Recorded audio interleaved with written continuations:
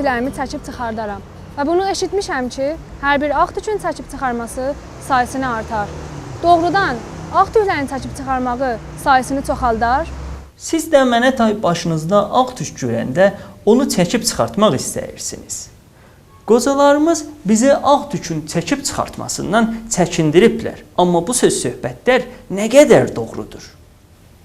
Deməliyəm, hər tükün özünə özəl soğanı vardır. Bu yüzden ağ və ya bozrəhli tükü çəkib çıxartması o biri tüklərin ağarmasına və ya ağ tüklərin çoxalmasına bais olmaz. Təkcə çəkib çıxarılmış tükün yerinə yeni tük göyərəcəkdir.